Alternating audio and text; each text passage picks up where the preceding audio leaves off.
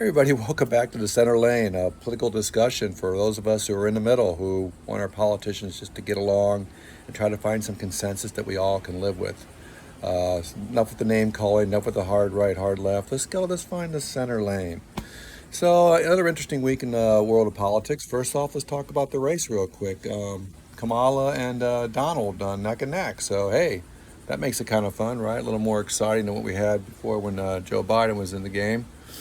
Um, Going on the Republican side first with Donald Trump. I think I know he's not happy with the fact that he's not getting the headlines like he used to. Even Fox News is following Kamala and her every move more so than his, and he loves to have the media. I mean, that's his strength is pulling in what they call earned media, or whatever, which means basically is they're paying attention. You're not paying for ads to get this stuff done because paying for ads and getting your message and your face out there sometimes is very expensive. So earned media is very cherished, and don't let him fool you. He loves to get CNBC or CNN and all those other things. He wants them to follow him just as much as he does Fox and Newsmax and all those other things. Trust me. Don't let him fool you. He calls them the liberal media or the fake news media, but he's very upset right now that they're not paying attention to him. As is, like I say, Fox as well. He's even kind of lashed out at them lately. It's like, why you always have her on? And what about me? What about me? What about me? What about me?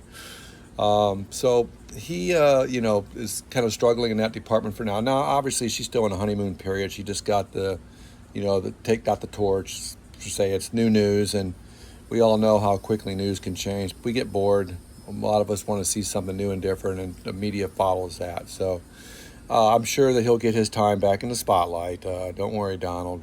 We haven't forgotten about you.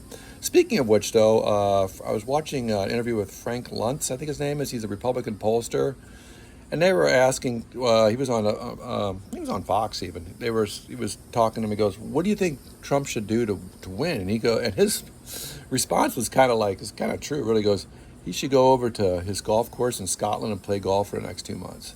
Stay off the news as much as you can, because honestly, he shoots himself in the foot with stupid things that he says, or he starts the name calling, all those things that turn people off, that remind people of what it was like 4 years ago when he was shooting off tweets at 3 o'clock in the morning, calling this person and that person, whatever, a childish, third grade name.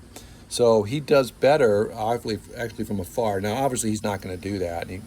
We're going in the last 99 days of the race, so he's going to be out there. But his point was like he really needs to stay on script. And like I said, when he went to the RNC convention, he did 10, 15 minutes of good on script message, and then he went right back to his greatest hits of grievances. They need to drop all my charges. They stole my election, etc. Everybody knows that. And honestly, man, people get tired of hearing the same old thing. Even if people that go to his rallies, like after he's been talking a while, because he talks way too long, they start looking at their watches. A lot of people start leaving, heading back to the cars. So that's something he needs to look at. And again, another thing that hurts him, I believe, in that department is it makes him just look old and bitter. And now he's the old guy. That changes things a lot. Fair or not, it just does. Because look at Biden was taking that on the chin for the past year. So now it's Trump's turn to be the old guy. So have fun with that one, right?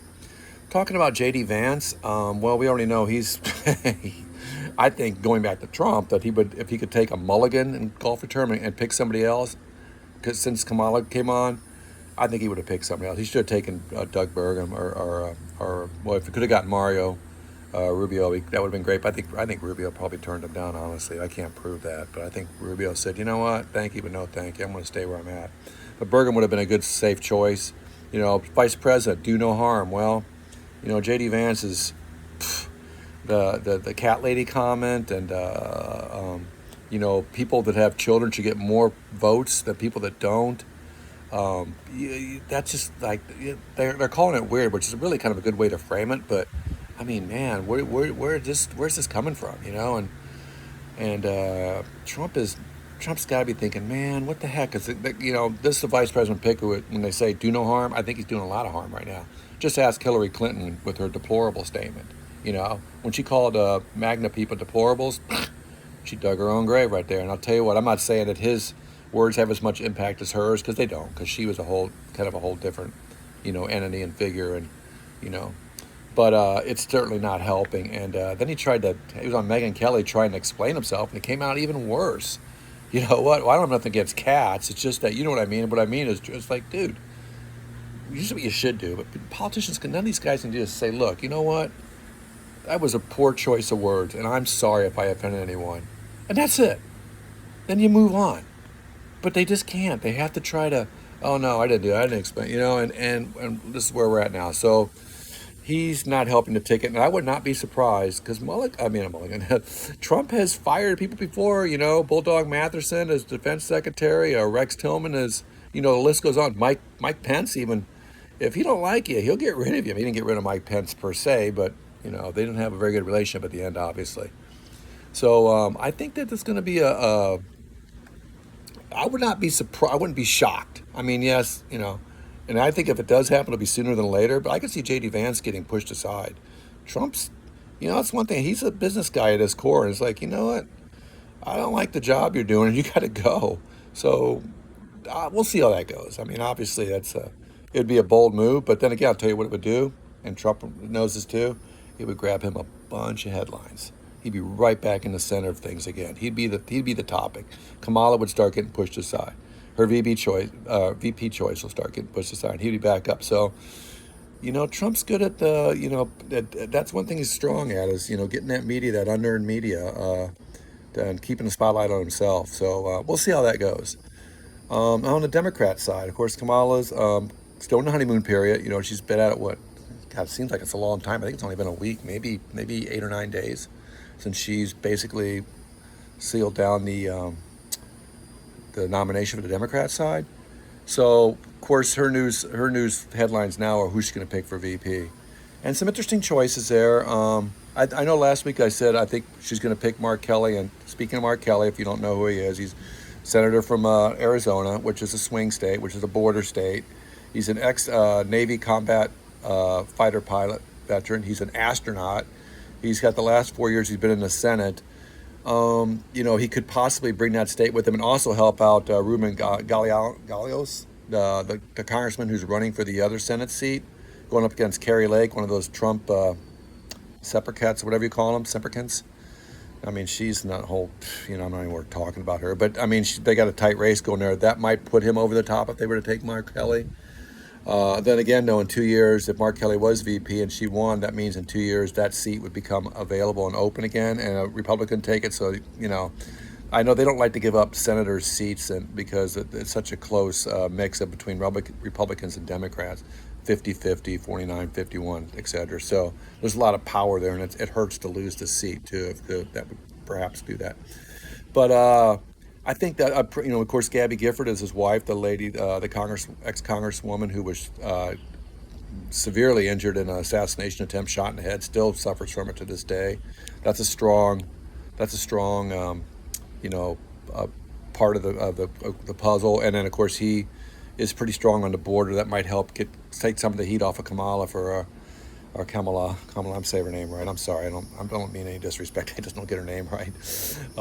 Anyways, we could take some heat off of her, perhaps. One thing about him that I'd say on the negative is, yes, that's a hell of a backstory, but there's a couple things. One is experience in public, like in the government. He's only had the 4 years, and I think J.D. Vance has had even less. I'm going back to J.D. Vance real quick. I was doing some research on him. Yeah, I was wondering, I know he's in the military, he's 39 years old, but what was he doing before he was a senator? He's had like a dozen jobs. He's worked in some think tanks. He's never really done anything. It's very thin. What happened was Peter Thoreau liked him, had like-minded person. He did get into venture capitalism, but Peter Thoreau put $93 million in the startup for the company. $93 million. So what has J.D. Vance exactly done before he became a senator, other than write a book? Hey, I've written 3 books. That don't mean I'm going to be a senator. He's written one and he's successful. Good for you. But you don't give somebody the keys to a nuclear code because I wrote a book. So I'm just wondering about that. But going back to Mark Kelly real quick. So he's a little thin in that experience department too. So I think that could potentially hurt her. Another one is Josh Shapiro from Pennsylvania. I know people talk him up.